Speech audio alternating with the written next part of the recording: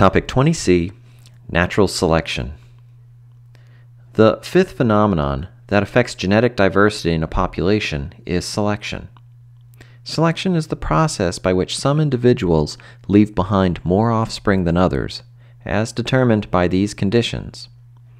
First, phenotypic variation must exist among individuals in a population. Second, phenotypic variation must have a genetic basis, meaning it's passed from parent to offspring. Third, variation among individuals must result in differences in the number of offspring surviving in the next generation, a phenomenon known as biological fitness. So let's think about how this could work. Imagine we have a population of small mammals like these shrews, and they live in an environment with sunshine, happy clouds, nice scenery, and plenty of things that shrews like to eat, and no serious predators. Over time, we can imagine that through mutations and sexual reproduction, a variety of forms of the species could come to exist within the population. They are still shrews of the same species, but some have spots, some are a little larger or smaller, etc. Now, let's imagine something about the environment changes.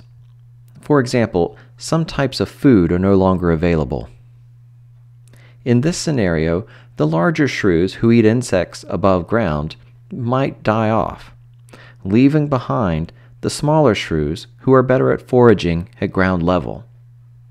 These smaller shrews will have more offspring since they are able to procure food from the environment, and eventually the population will have only smaller shrews. So now let's reset and try another scenario.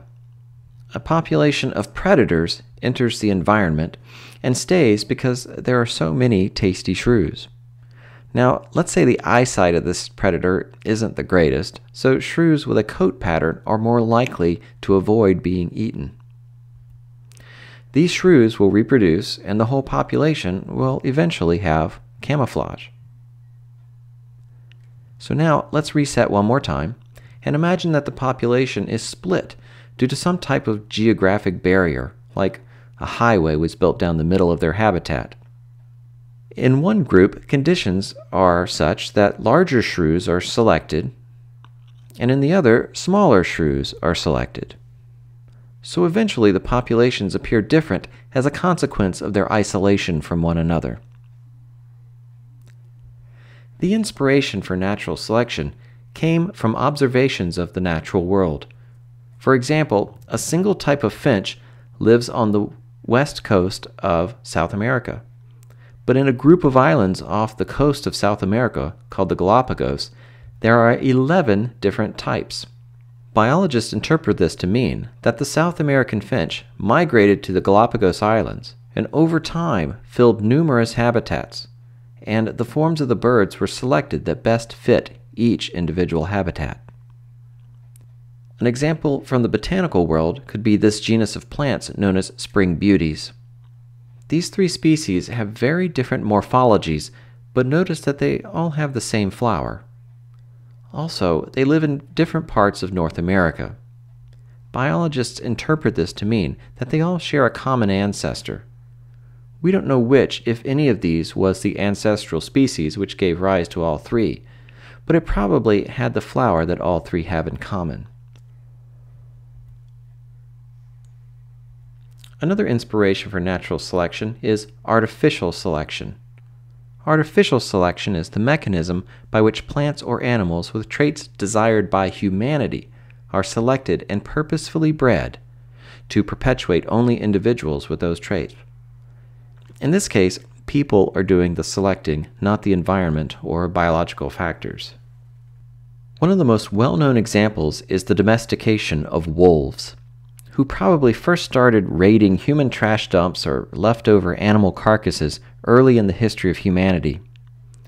Over time, people started selecting certain traits they found pleasing, and the many breeds we know today came into existence. From the botanical world, the species of Brassica oleracea has been bred by people to produce many familiar varieties used for food. All of these are the same species, but they were produced by humans by selecting variants of wild mustard that they found beneficial. To review, natural selection is the mechanism by which individuals with certain beneficial traits tend to produce more offspring than those without those traits. It is the primary mechanism biologists use to define and categorize the natural world. Artificial selection is the mechanism by which plants or animals with traits desired by humanity are selected and purposefully bred to perpetuate only individuals with those traits.